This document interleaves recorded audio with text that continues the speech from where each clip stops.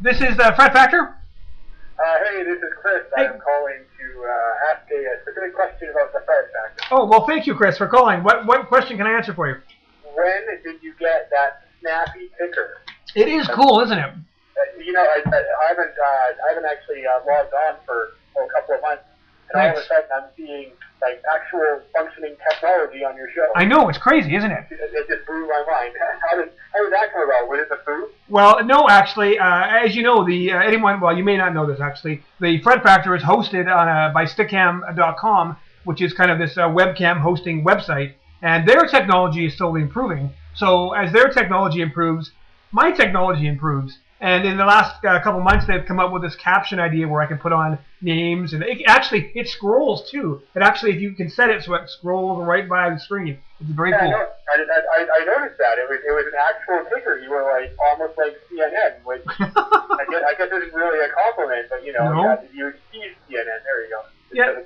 And you have actual news as opposed to made up news. It almost sounded legitimate for a second. You thought, wait, am I at the right spot? Maybe this is actually a legitimate news show, not the Fred Factor. You know what it was, too. I looked at it and I'm like, oh my god, I must have logged on to CNN by accident. But then I realized that you weren't talking about the Reverend Wright. So clearly, you're a legitimate news show and not, hacks. Well, thanks for coming back to the program, Chris. It's good to see you back in the chat room again, keeping things in line there. What did you think of tonight's show?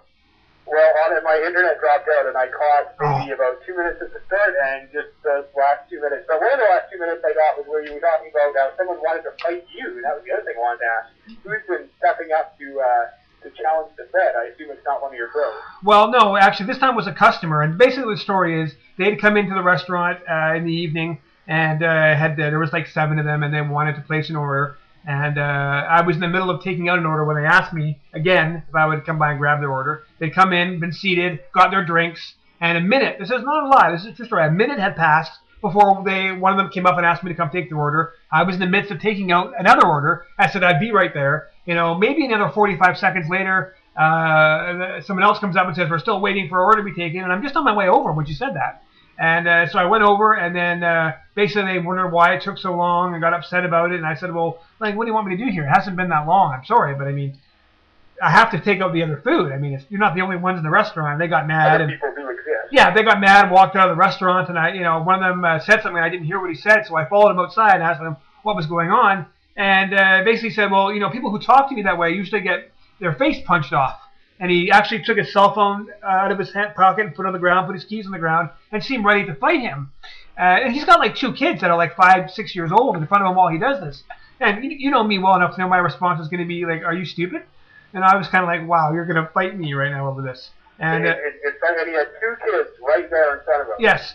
2 kids right there in front of him. And I guess I was supposed to back away and be like, oh. So he'd look tough in front of his family. But my response was, I mean, now you're threatening me. Now you're threatening to fight me. I mean, any complaint you were planning to make to the head office of the restaurant I work at is now completely delegitimized. You have no case anymore. And he was just kind of embarrassed. And then, they bantered for a bit more, and I was waiting for them to do something. Nothing occurred. He goes back to get in his car with his family, and I was like, oh, excuse me, sir, you forgot your cell phone and your keys. I was about to say, did he bend down in front of you to pick up his cell phone and keys? Because that would have been great. I don't know. I mean, it just seems to me, in talking to this other woman tonight, the customer service has really gotten worse. The customers seem to think now more than they ever have before. And I've been in the industry for 15 years. It just seems now that people are crazy. Yeah, well, I work in retail myself, and while I don't have anything quite as exciting as that, it's definitely shocking how people, especially I work in a very wealthy, well-to-do area, and I assume that most of the people I have these big set shoes with have post-secondary education. And some of them have doctor on their credit card that they're waving in front of me and screaming at me, and I'm thinking, okay. So you guys have all been, through a system of higher education and are supposedly learned, intelligent individuals, and yet now you're foaming in the mouth and screaming at me because I won't let you use an expired coupon for 50 cents on a thing of Pampers, and you drive a Lexus. It is. I definitely think there's and I know you're all about the doomsday, and quite possibly the beginning of the apocalypse. It's in the meat. First horseman of the apocalypse will start in retail. Yes, that could very well be, actually. That's a good point. But no, I mean, you're exactly right. I mean, you worked in the industry as well as I have. it does seem to me that things are just kind of getting out of control before. And like I said, this poor girl wrote a letter to the province and wants a regulation passed. Would you be in favor of such a plan? Well, I didn't actually catch what her thing is. She wants regulation. Well, she wants some sort of law or regulation to have people charged to abuse employees at any customer service environment. Well, I think that, I mean, it's one of those things where ideally that wouldn't be necessary, because ideally the management of the respective store where the incident's happening would immediately step in and say, you're going to leave now or I'm going to call the police, and that would be it. But of course, as you and I both know, that's so very rare. Management these days and supervisors are trained with this absurd theory of, one disgruntled customer equals 10,000 disgruntled customers. Yes. And it's like, no, that's completely not true. Yeah. You can kick people out of the store, it's fine, you're not going to go bankrupt. But they don't. So in lieu of management actually taking responsibility for the situation and protecting their employees, then I would be in favor of legislation. But it's one of those things where it's like the first thing they could do is like make some kind of appeal to the industries in general and just say, you know what, like you do have the power to refuse people service. And that's what management I think empowering the employees a little bit. Put a cell phone in your hand and say, I'm going to call the cops unless you get out of here right now. I agree with you. I think empowering the employees a little bit is a good way to go. Yeah, I mean that would be the first option, and then but of course, I mean realistically, I don't think that's going to happen. So if it becomes more of an epidemic where people are being assaulted on a regular basis and it's increasing, then I mean I'm against unnecessary legislation that can be dealt with on a on a non-governmental level. But I mean in this sort of thing, 10 years of retail have shown me that most managers and supervisors just will not put their foot down and won't kick people out because they're afraid of, and it's funny, they're not afraid of the person, they're afraid of the repercussions that are going to come down to the chain of command from like head office or whatever. Yeah. And to me that's the big problem right there. Yeah. No, I agree. I think you're absolutely right about that. Unnecessary legislation is always bad. And, of course, you know perfectly well some of the employees in some of these places probably deserve to get their head smacked once in a while for saying dumb things or doing stupid things. And I was at a Shell gas station not that long ago. The employees that were in there were just acting like idiots. And, I looked around and said, I mean, if I wanted to bad enough, I could probably get you guys fired. But I don't care. I don't care enough. I mean, I want to come in and get my gas and go. That's it. Yeah.